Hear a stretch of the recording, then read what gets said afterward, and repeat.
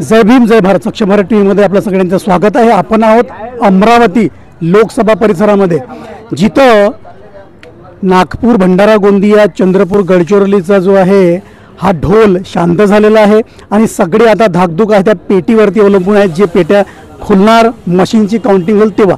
परंतु इतर रणधुर शुल्क जो आहे इलेक्शनचा फुंकलेला सुरू आहे अमरावती लोकसभामध्ये, आणि आपण अमरावती लोकसभा परिसरामध्ये एंटर झालेलो आहोत। आणि हे जिथं आम्ही आता उभे आहोत हा आहे राष्ट्रसंत तुकडोजी महाराज यांच्या समाधीचा पवित्र स्थान।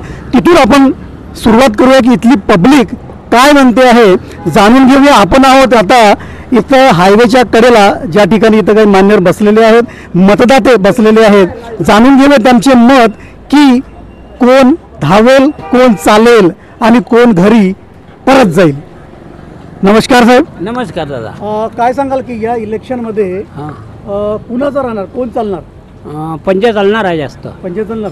पंजा म्हणजे काय, काँग्रेस पार्टी म्हणून चालणार की वानखेडे साहेब व्यक्ती म्हणून? व्यक्ती, माणसाच्या व्यक्तीवर। काय काय काम आहेत त्यांची? गरीब माणूस आहे तो, गरीब एक नंबरचा गरीब माणूस आहे। फक्त गरीब माणूस आहे म्हणून की काय कामं वगैरे करते? करणार आहे ना तो। नवनीराजानं काय केलं आता? काहीच नाही केलं। त्याच्या अगोदर आमदार होते ना ते? हो, आमदार तिकडे दर्यापूरची होते ते। काही कामं केलं का तिकडे? केले ना, कामं केली म्हणते ना। तर इकडे पण करतील म्हणते बा, इकडे करा ना आता, नाही तर नाही करणार।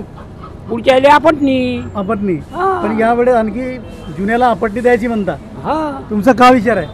आमचा विचार आहे शिट्टीचा, दिनेश बुक आपले प्रहारवाले। अच्छा, प्रहारवाल्यांना चालेल। कडू भाऊचा यावर्षी कॅन्डिडेट निवडून येणार? 2 नंबरमध्ये कॅन्डिडेट आहे त्याचा। अच्छा, का बरं? कारण शेतकऱ्यासाठी लढणारा माणूस आहे, गरीब गुदासाठी ऑपरेशन हे ते खूप मोठं काम आहे महाराष्ट्रात त्यांचं। अच्छा, आणि चांगलं काम आहे। आणि गरिबासाठी अर्ध्या रात्री धावून जाणारे लोक आहेत ते, ब्लड लागो, ऑपरेशन लागो, मुंबई नेऊ, कुठे नेऊ, ते त्यांचं काम आहे। त्यात दिनेश बुबे कार्यकर्ता आहे आणि ते पण शिवसेनेचे राहिलेले नगरसेवक आहे आणि त्याचंही खूप चांगलं काम आहे। त्यांच्यामुळे आता यावर्षी त्यांचं राहील? बिलकुल राहील, 100%। आपल्यासोबत इकडे परत आहेत साहेब, काय आहे, काय म्हणता तुम्ही, कोणाच राहील यावेळेस? यावेळी नवनीत राणाचे ते येणार? हा, येते म्हणतात की नाही येणार? आता आपापले विचार आहे सगळ्याचे, अलग कामं नाही केले अलग, म्हणतात. जेवढे पक्ष तेवढे विचार। नवनीत राणा मॅडमनी कामं नाही केले म्हणतात, कामं नाही केले म्हणतात। वा, काम दिसून राहिले काय? हे कायचे काम होईल एवढे मोठे? अच्छा, म्हणजे यावर्षी सुद्धा परत नवनीत राणा मॅडमच राहणार? येणंच आहे, येणंच आहे, येणंच आहे। बरं, चला इथं आपण काही थोडक्यामध्ये मत घेतलेले आहेत। त्यामध्ये आता वास्तविकता जर बघितली तर तिघांकडे रथ जातो आहे। नवनीत राणा जी आहेत, त्यानंतर पंजाचे वानखेडे जी आहेत आणि प्रहार यामध्ये भिडत असणार आहे। तर पाहूया काय होते याचं एंड।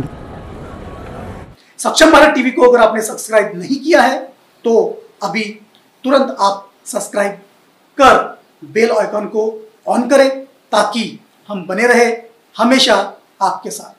धन्यवाद।